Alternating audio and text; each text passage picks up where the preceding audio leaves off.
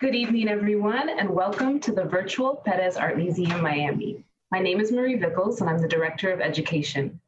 Tonight, in collaboration with the PAMM Photography and Video Council, we are presenting a special program that will feature a conversation between internationally renowned photographer David LaChapelle and PAMM Director Franklin Sirmans. Our mission at PAMM is to encourage everyone to see art as an incentive for genuine human interaction, communication, and exchange. And we are thrilled to bring you this evening's program. I sincerely hope that all of you are joining us in this digital space, that you are doing well, taking care of yourselves, your loved ones, and that tonight's program brings some joy into your life. A few acknowledgments before we get started. I would like to thank the incredible team of people that work so very hard to make our education programs come together, both at the museum and now online. I would like to acknowledge Anita Bram, Associate Director of Adult Programs and Audience Engagement, Belinda Marcus, Manager of Individual Giving and Affiliate Groups, Alan Mueller, Membership Manager, and our world-class AV team, Denise Faxis and Andrew Bird. Thank you all. Now, let's get this program started with introductions of our featured speakers. David LaChapelle was born in Connecticut and attended high school at North Carolina School of the Arts.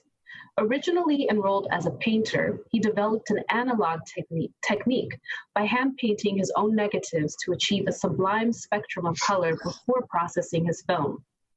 At age 17, LaChapelle moved to New York City, and following his first photography show at Gallery 303, he was hired by Andy Warhol to work at Interview magazine. Through his mastery of color, unique composition, and imaginative narratives, LaChapelle began to expand the genre of photography. His stage tableau, portrait, and still life works challenged devices of traditional photography, and his work quickly gained international interest. By 1991, the New York Times predicted, LaChapelle is certain to influence the work of a new generation, in the same way that Mr. Avedon pioneered so much of what is familiar today. In the decades since, LaChapelle has become one of the most published photographers throughout the world, with an anthology of books, including LaChapelle Land, 1996, Hotel LaChapelle, 1999, Heaven to Hell, 2006, Lost and Found and Good News, 2017. Simultaneously, his work has expanded into music, video, film, and stage projects. His 2005 feature film, Rise, was released theatrically in 17 countries. Many of his still and film works have become iconic archetypes of America in the 21st century.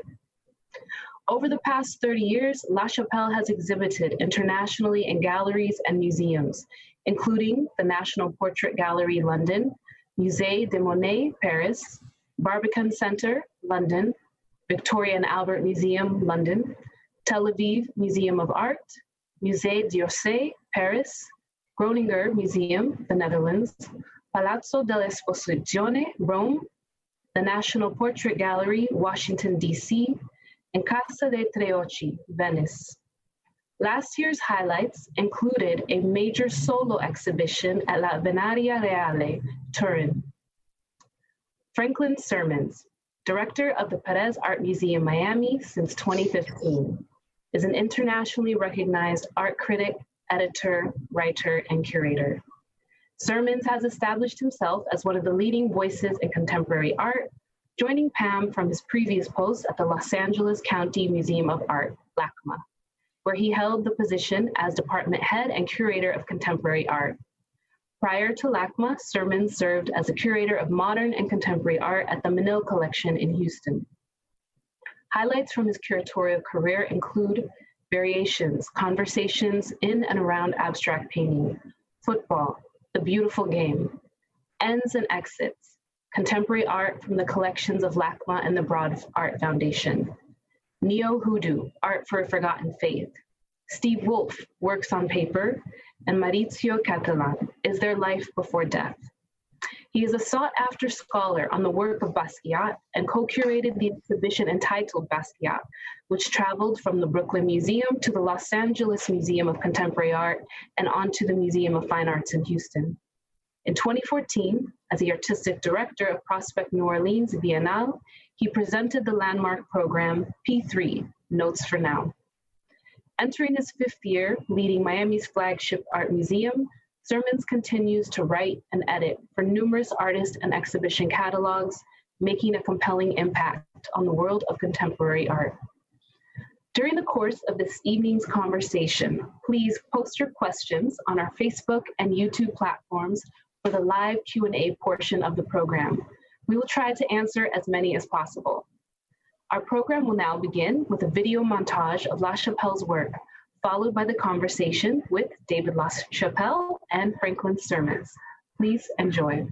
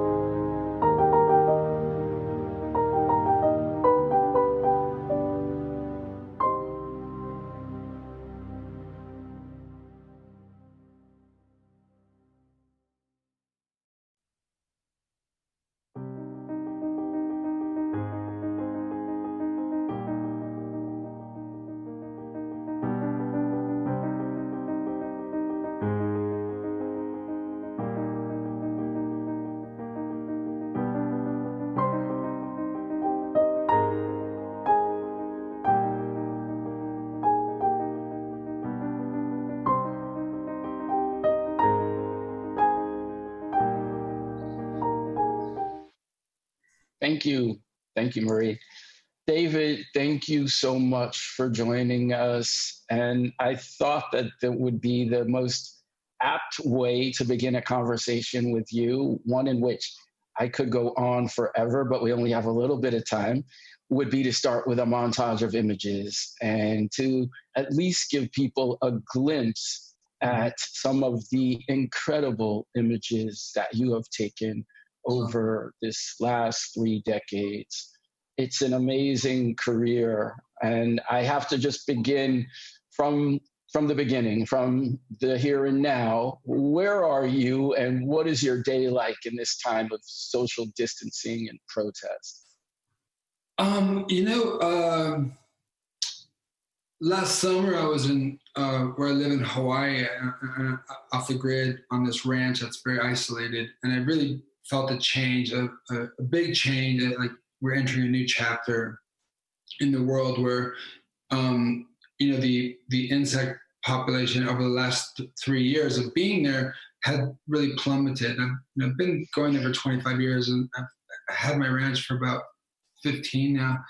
And in the last 3 years, the insects just really disappeared, and the water temperatures, you feel the difference. And with the insects, also the birds have gone down, and I had like loads of frogs that I make ponds for, and their populations crashed.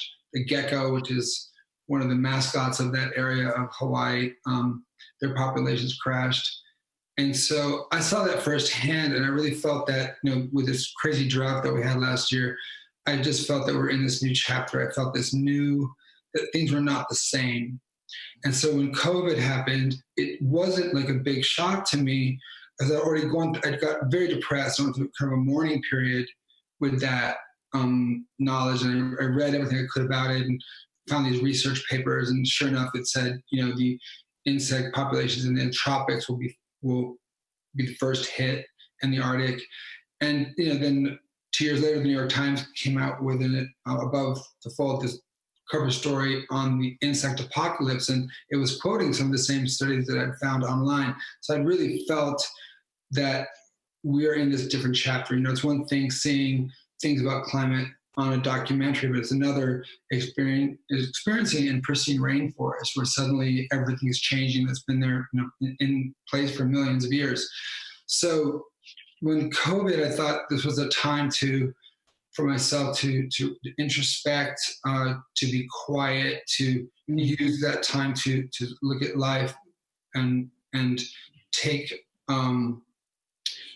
take a look at my life and introspective time and a quiet time. And I was feeling like, okay, this is the quiet before the storm, but I told it to a friend of mine. It just felt like that to me. And then we had this, a lot of unrest since then. But I have a lot of, feelings about this. I feel like my role in all this, like it was in the beginning when I first was taking photos, my friends were dying of AIDS. And very early on, I was 18 and I felt this was this biblical plague that was coming. And there was just this unnamed disease with only 46 cases. And I just had this premonition that was going to be this massive global thing that was going to affect my life personally. And so I feel that again now, that sense of urgency to put pictures into the world that are beautiful, that touch people, that maybe are escapist, or just bring them moments of moving them in some way, connecting with them, and not adding to the confusion and the darkness and the trauma. I mean, there certainly is a big place for journalism, but my work is different, and I want to bring as much beauty as I can. Yeah, I want to go talk about some of that history, but I can't leave this moment that you describe, and the fact that having been there before, there's the beginning of your film Rise, which was mentioned, and it actually begins with archival footage of Watts in 1965 and archival footage of LA in 1992 in the wake of Rodney King. And so to be in this moment again in so many ways, I just wanted to throw that out there before we leave this point.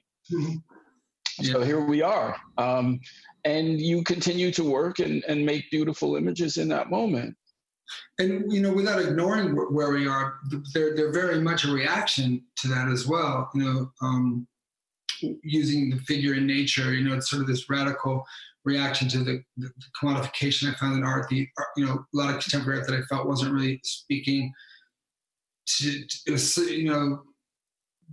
not really taking this moment. We're in this incredible time in human history, and I didn't feel that a lot of artists were the work was talking to me about this moment that we're in, or helping me understand it in any way, or was even about it. It was sort of just, here's my artwork, and then whatever's happening in the world is happening in the world, but I didn't find a connection. And I'm always, I feel, reacting to what's going on and what's going on in my head, and what I want to say is always what I'm thinking about. And it's never about market or what people are going to purchase or any of those types of things. It's always, when my friends were dying of AIDS, it was things got very much into the idea of spirit and soul and what happens when we die, and metaphysical questions. And today, again, I feel that faith is so important in our lives, and putting those images out there, and the idea of the figure in nature, this Renaissance idea because I feel we are in this dark ages, this time. So when did you arrive in New York? In '79, I was 15 when I first moved there. I dropped out of public school when I was 15 because I was getting bullied, and then lived in the East Village for 2 years. Then I somehow, by a miracle, got accepted to North Carolina School of the Arts, which had a high school program. And I went there for my senior year. Having missed 2 years, I couldn't really graduate, but I learned so much there. And that's back when schools, you know, were subsidized. I mean, my parents didn't have to pay. I had to get accepted, but, you know, there was very, very little, there was no debt or anything like that. And my heart breaks for these young kids today with these incredible amounts of debt that they have to, especially in, you know, the art colleges and things, and they're not learning art history and things like that. Really makes me very mad. Right. And you started showing, you know, in galleries. Was it shortly after you arrived, or what were you? It was right after I got out of high school. I had a friend, Lisa Spellman, and she had a loft. She was working in fashion, and I said one night after we were dancing at a club, I said, you know, I was using her darkroom, printing these black and white images, and I said, let's turn your gallery into your loft into a gallery. So we did, and it was 303 Park Avenue South, so we called it 303. And we had the first show, Good News from Outer Man, and the second show, Angels, Saints, and Martyrs. And in that time, Andy Warhol came in the staff room interview, and they asked me if I would work for an interview. And I was just so excited to take pictures, you know, that, you know, and I loved Andy. He was one of my heroes. So that was really... Were the pictures that you showed at 303, were they similar to what you would work on at interview? Well, at that time I was doing black and white and a lot of manipulation in the dark room. I was doing a lot of those pictures that I spoke of, the metaphysical, you know, answering this visually, the metaphysical questions of life after death, and what does a soul look like, and were the ancients correct, and a winged figure representing, you know, the spirit. And, you know, having my friends die so young, those questions were in the forefront of my mind, and I wanted to answer that, but also answer it with beauty. So because I thought I was going to die as well, so I didn't really have long-term plans. I wanted to get as much done as I could, not for a legacy, but just to give, you know, leave something for the world of beauty, have had a purpose of been here, you know. I think we have some of those early images. Maybe we should show a couple. Yeah, some of the first color ones. So that's analog. So I had to make these wings so they could, you know, not have straps. All the wings available at that time were little tiny ones that could never lift someone off the ground. So I had these designed and made. I took every dollar I had out of the bank, and I found this guy that could make them for me. And I designed it so the wire went down. So even back then, it was sort of working with the magical or the unphotographable. It wasn't just digital that enabled me to do that. I was already doing that, painting the halo on with, you know, blue dye to give it that yellow on the negative, so everything comes reversed. So yeah, that was where my head was at. I wanted to see these images of beauty and angels and ideas of the Renaissance and the Enlightenment. This is Cain forgiving Abel for killing him. So even with just having been in a high school program at that point, and your interest in art history is something that goes, I think, throughout your whole career. Obviously, the usage of the Baroque, the usage of Renaissance and imagery, and putting subjects often in certain direct poses and compositions. Where did that come from? You know, I don't know really. I loved Michelangelo from way before I thought I would be a photographer or anything like that. I always wanted to be an artist. And Michelangelo, the figures, but the gestures and the drama and the facial expressions, the hands, you know, he says so much with the hands and so much with the faces that his work to me is a little bit different than the other Renaissance masters.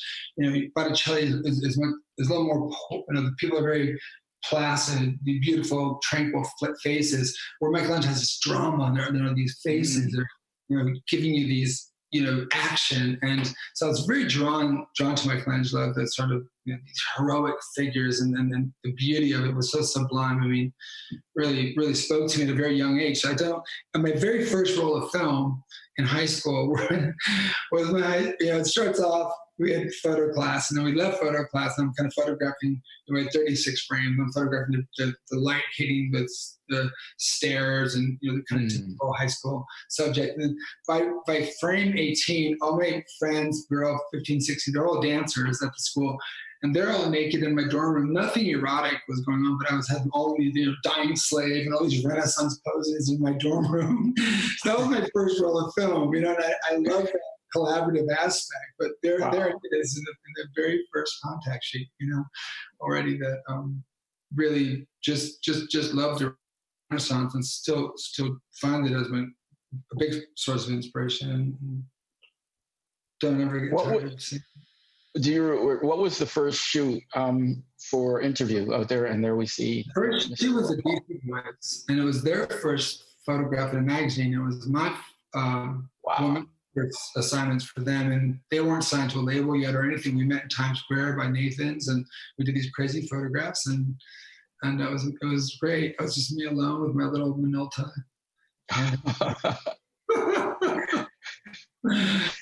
It's funny. I think oftentimes, the balance between the art object on the wall in the gallery versus what you're doing in the magazine has often been a point of conversation and disagreement. And it's interesting. I mean, you are, one of the few people who have had incredible success on both sides of that conversation. Did you set out with that in mind? Were you looking at Warhol? Were you looking at Mapplethorpe in that moment and thinking about your own avenue? No, funny enough, I wasn't at the time in '84 when I had that show at 303. You either worked as a fine artist or you worked as a commercial photographer. You didn't do both. You didn't cross over. When Andy went from illustration, he even had a little bit of a hard time because they thought of him as an illustrator until he really, busted out, and he had the help of some great curators. But you did commercial or you did fine art, and there was a very strong line between that. And when I started working for Interview, that opened up this world of magazines, and that just kept growing until finally it was this massive, I was like, wow, I was just shooting everything, and I was so excited. But I really felt that I kind of burnt that bridge. I couldn't go back to working for galleries because you didn't do that in the 80s. It wasn't done. Wow. I was friends with Eddie Mapplethorpe, Robert's younger brother, and he was telling me that his art dealer was mad at him because he had done a little too much commercial work that year, and so he told him to stop. So that always stuck with me. Well, in my 20 years of working for magazines and this crazy planes everywhere and shooting everybody, fashion and celebrities, I didn't realize the world had completely changed. So when I moved to Maui to kind of really end photography, because I felt like I'd said all I could say at that time, celebrity and fashion, I was done. I was going to be a farmer. I didn't realize the whole world had changed. And I got a call from a gallery, would you show? And I said, really? And then I got another 12 years of this whole, I could never plan that, but what a gift to be able to photo, to exhibit. And that was my first dream, and I love so to have that. And now I don't really see a difference. When I first stopped, I really was like, no commercial work at all. But now I don't look at it as commercial. I look at it like, photographing Travis Scott or photographing this artist, people that make up our world. To me, they can also, they're not one thing. I don't categorize them in my brain anymore. I'm like, it's all, it all has a potential to be in a museum or gallery, possibly if you do it right, Yeah, I have to say, I mean, for me personally, that was the takeaway. I had the great pleasure of basically sitting and walking into your work the entire summer of 1999, because I was working on the next exhibition, which was a Basquiat show at Tony Shafrazzi. and your show was up that whole summer. And within that context of painting, of photography, of sculpture, whatever, it was art. It was not, Tony didn't delineate between this belongs here and this belongs there. It was amazing to be able to see it in that context. Yeah. It certainly was a different world. I mean, if you remember, Keith Haring opened the pop shop, and the critics raked him over the coals for selling, he wanted to make art accessible so you could buy a 75-cent button or a t-shirt so kids could be part of the art world too. And they like, oh, he's selling out and commercial. And I was like, that's how rigid it was. Yeah. I mean, if you think about that today, opening a pop shop, it was actually a very altruistic, beautiful thing he had done, and he had gotten highly criticized. So things were very separate. Now they're so integrated, and it's so much better, I think. Yeah. Should we show a few more images? Let's run through a few more images.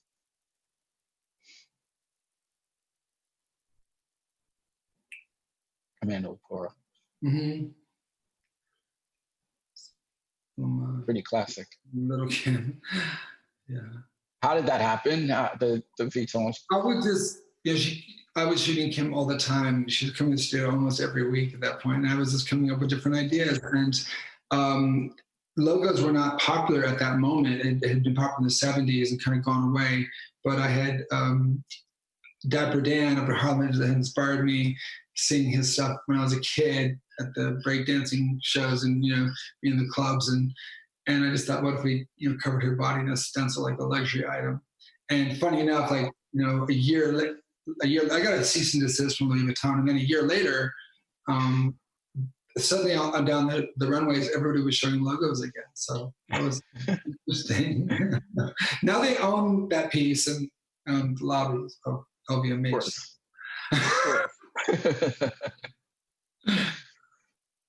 Wow.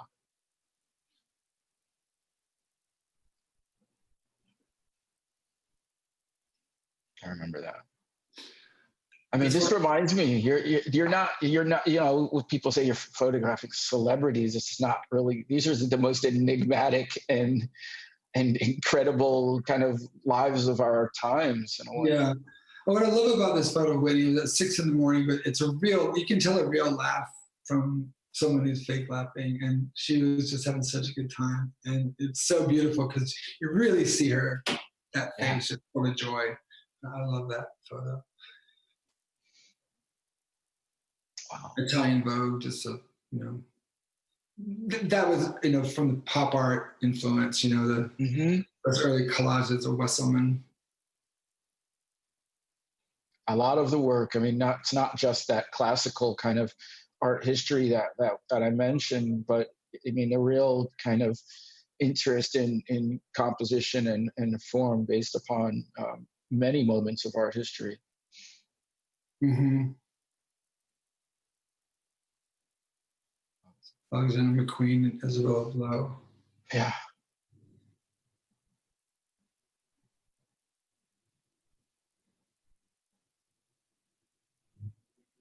It's a recent picture. We worked on 2019, and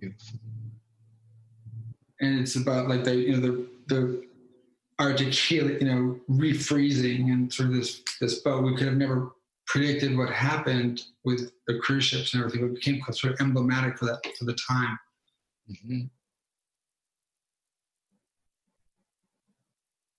And I always use people that were in my life, all shapes and sizes. This caused kind of a ruckus because it was for a fashion magazine, and people, using a large girl at that time wasn't done.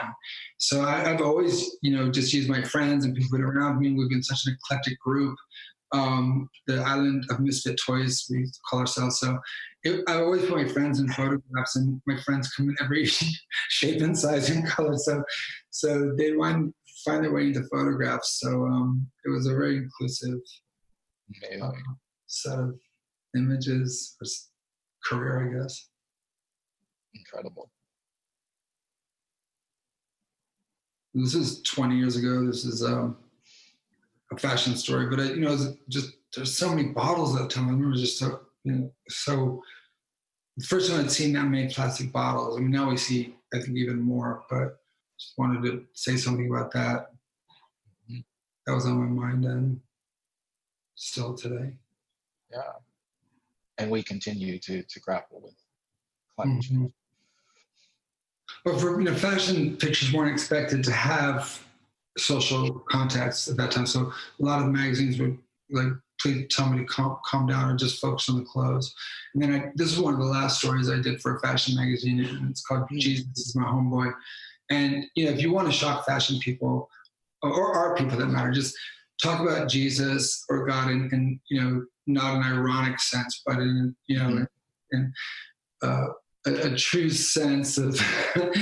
I just heard, it's for an English magazine, and I just heard the editor saying, "What do you want to do next?" I said, "I want to do this. I saw this T-shirt called Jesus is My Homeboy. I want to do a whole series. What Jesus came back, what his disciples would look like, and the oppressed people of the world, and that's who he hung out with, the misfits, and I just heard this silence at the end of the line. So they said, "Okay, well, you can try it. I don't know if we're going to run it," but so I made sure to include every credit, the advertisers for the magazine that So wow, you can see all the just to make sure that would help you get in the magazine. Yeah.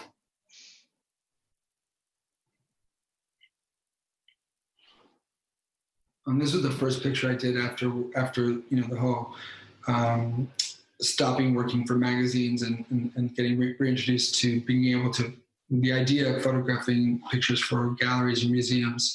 And this was the Deluge series with the Great Flood. This is 13 years ago. Wow. And so this is a panel from the Sistine Chapel that I reimagined in Vegas, like this idea of Sin City, and just arranging all the bodies and the sort of loosely basing on the composition from Michelangelo. Mm-hmm. I mean, you said that you felt like you had done everything in terms of what you wanted to say. And how long was it that you stayed in Hawaii and kind of took a moment? Well, it was only 6 months that I was there till I got that call from the gallery. It was funny because I was like, okay, I'm a farmer now. And we had so much work to do on the property. And then I knew I had more photos in me, but I just didn't think, I could really keep doing celebrity like that, just only in fashion. And then I got a call. So I was so excited, and I really wanted to do this, and this idea about the great disruption coming. So how to depict that? Well, the modern flood of, the biblical flood of Noah, and then this sort of flood of the future, or this event of the future that will be the disruption. That's what I was thinking of. And this was part of that series too. A lot of people, when they're faced with death or they're faced with their material things being washed away, that's sort of their last chance, that portal to enlightenment. So people were going to the church with sort of the idea of the flooded cathedral. And then the flooded museum, where what was once priceless is now valueless unless we can use it as a raft. And that's the intangible thing about art. When we stand in a museum and we look at a painting, it's ours. We own it. Mm-hmm.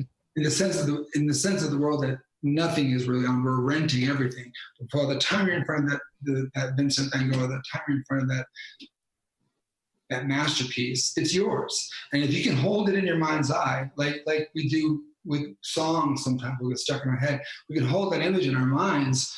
It's ours. That artist gave that to us. You want an intimate relationship with an artist, just dig deep into their work, and getting a selfie or an autograph from your celebrity, that's not going to get you close to that artist. But putting headphones on and listening to their music, or really studying their work in books and things, that's going to give you a more intimate relationship than probably their spouses have. You're going to be closer with that artist through their work than probably their spouses. You know what I mean? Because it's so personal and so intense. Yeah.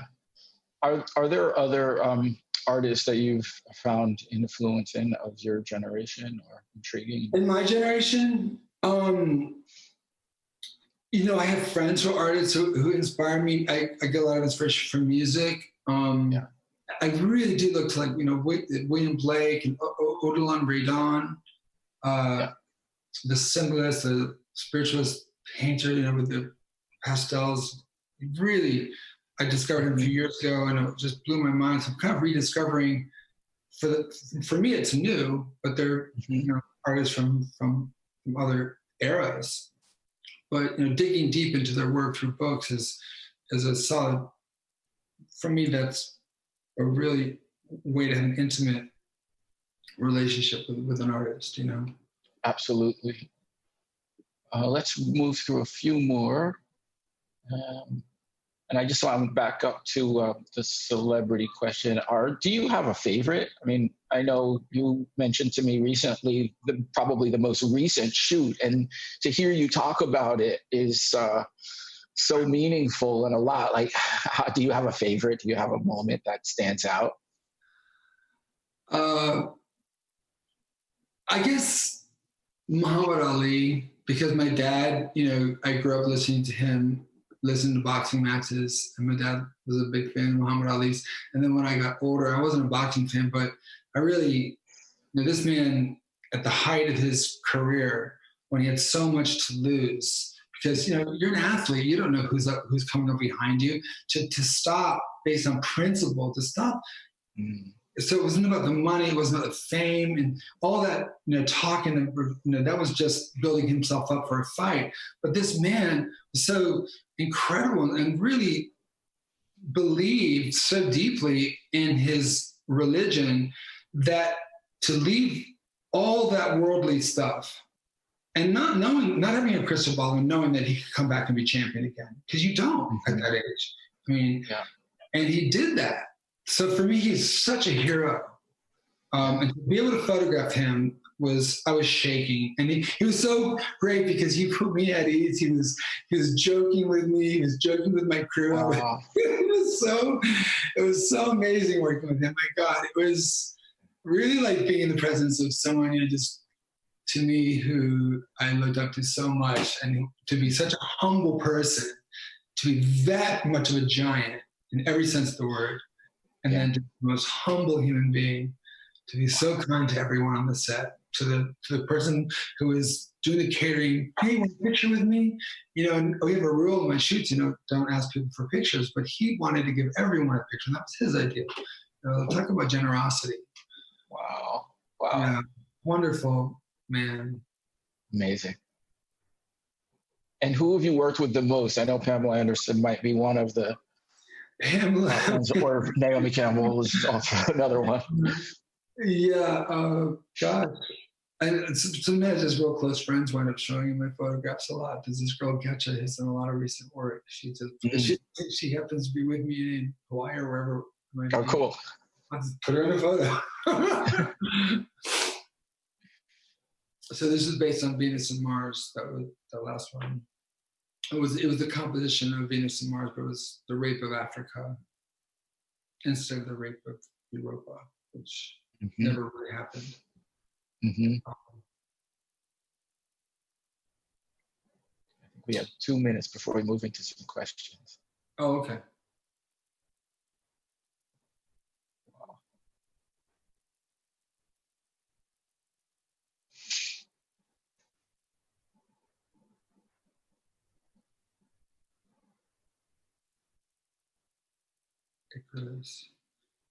Oh yeah, seismic shift.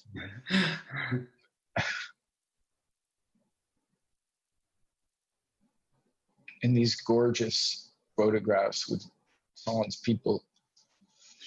Yeah, the one single event that changed the course of human history was the discovery and use of fossil fuels in the Industrial Revolution. So that's what these images were about. All the elements of the pictures were disposable or recyclable things that we found. They're all found objects. Nothing was carved or made. It was all garbage collected and then repurposed for the photographs. Beautiful.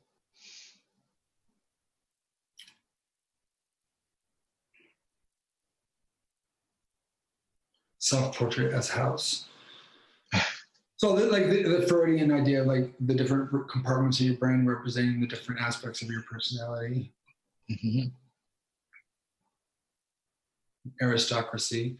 So the planes aren't crashing, they're just lost in the sort of private jets.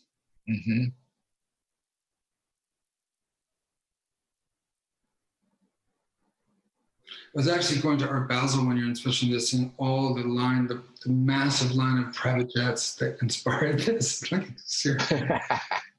Yeah, it is part of it. And this was a journalist always asked me who I wanted to photograph, and so many of my heroes are passed on, and George Harrison was one of my heroes, and so I did a series with him.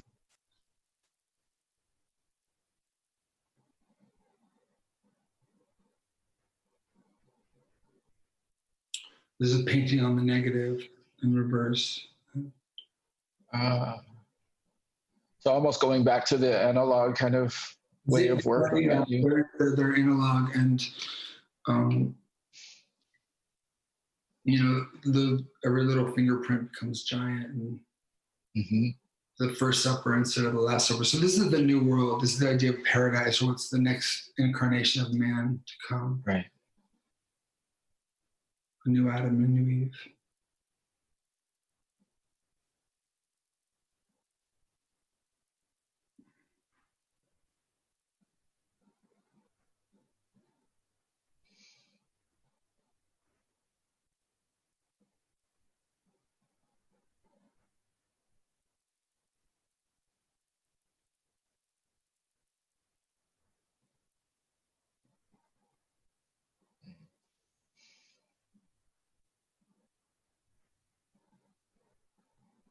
David, thank you so much. I think we're going to go to Anita for questions. Thank you. Yeah, seriously, we can't thank you enough. Wow. That was an amazing peek into your world, and thank you, Franklin, as well. So we'll start out with some questions. There's quite a few out there, so I'll try to go as quickly as I can. Okay. The first question is actually from one of Miami's very own, Carlos Betancourt. He said, "Hola, David. Happy to see you on this platform. Can you talk about the pictures you took of Miami artists, etc., for the iconic Interview magazine issue, Miami Vegas, back in 1987, and how this commission came about?"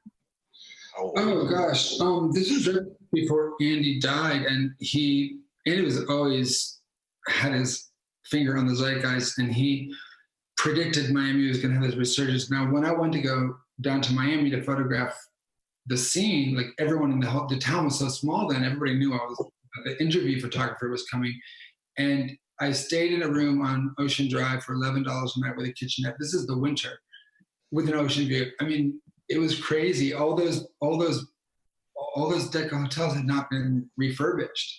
And I photographed the Skull Sisters, and there was 2 nightclubs in Miami. One was Fire and Ice, another was a gay club. I don't remember, but it was, you just knew that this place was, something was going to happen. You could buy an Art Deco building for $40,000.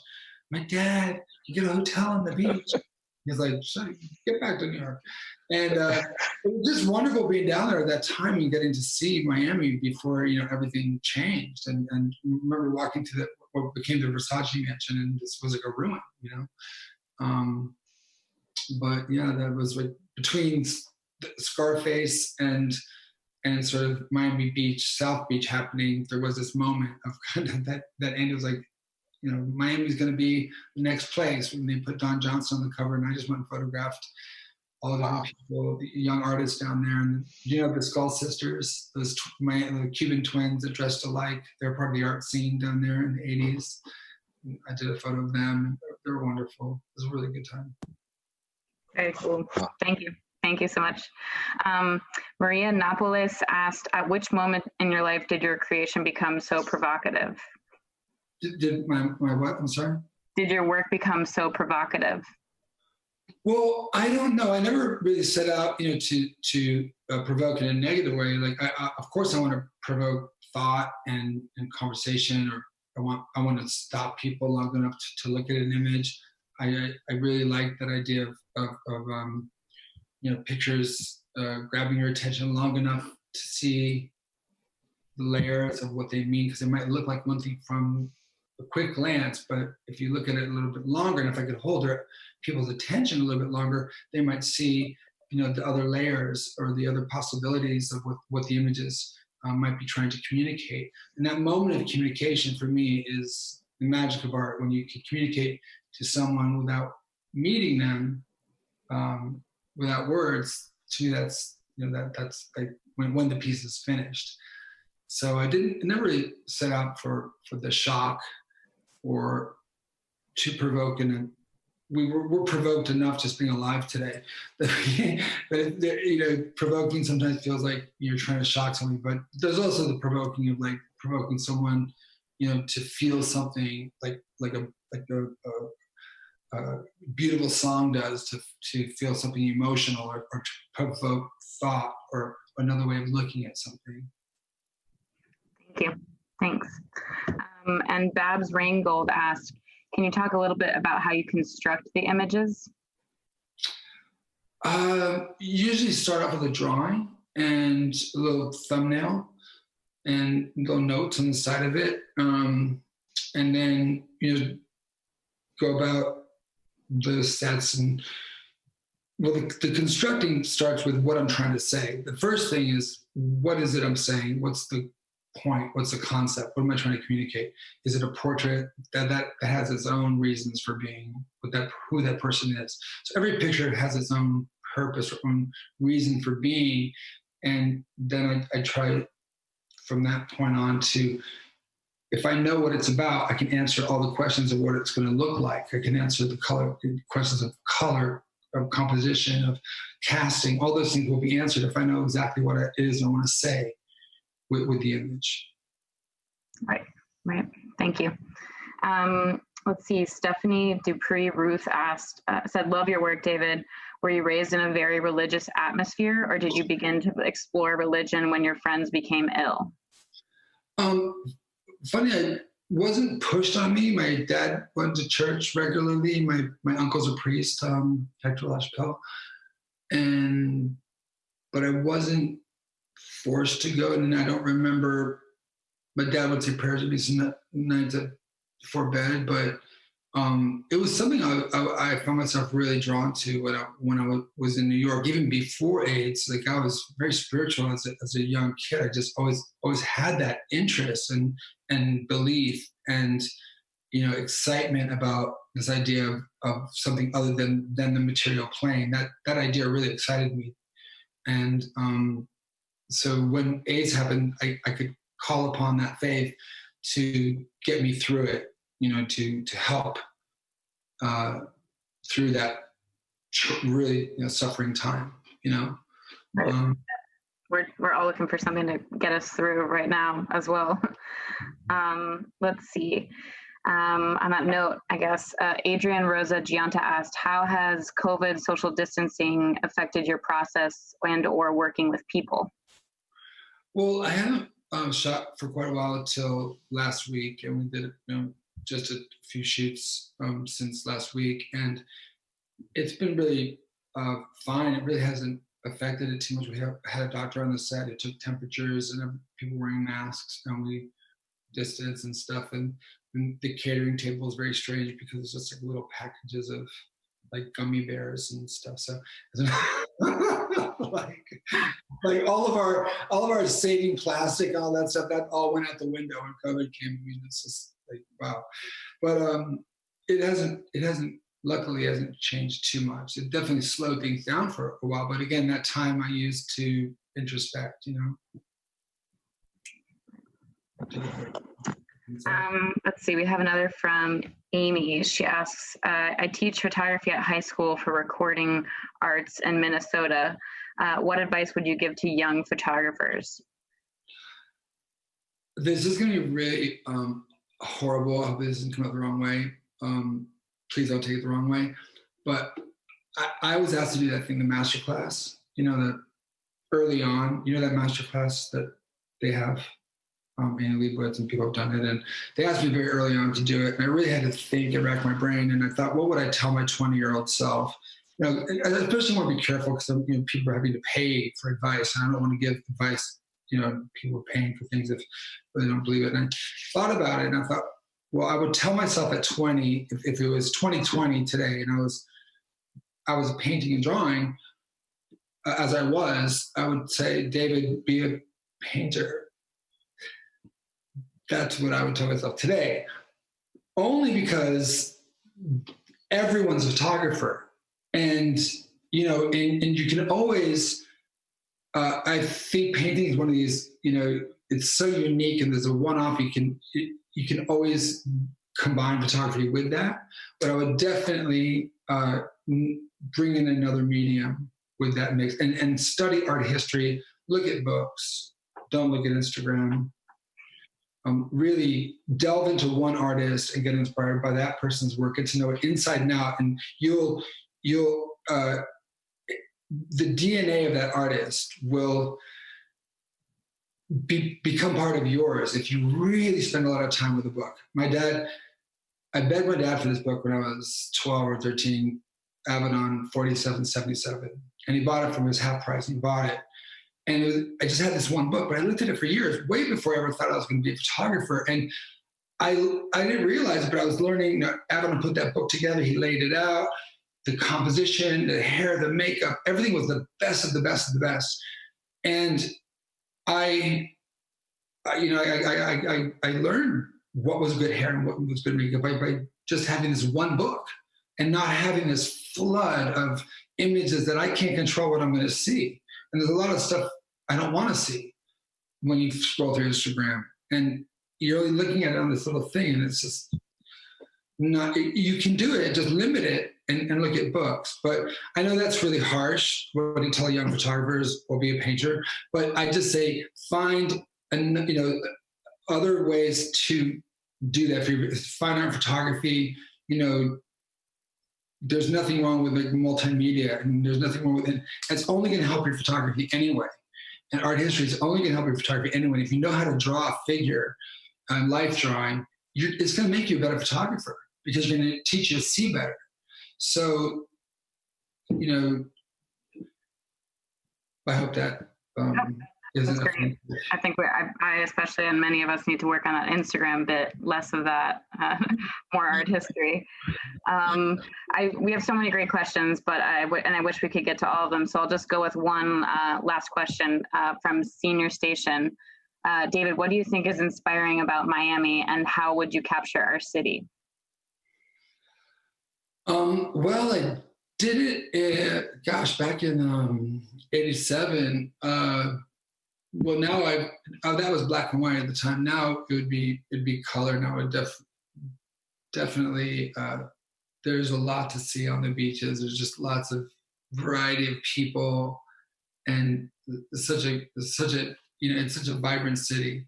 There's so much going on. That would be a really fun challenge to capture all that. And there's so much new architecture and stuff going up. The skyline's changing constantly, but there's really some colorful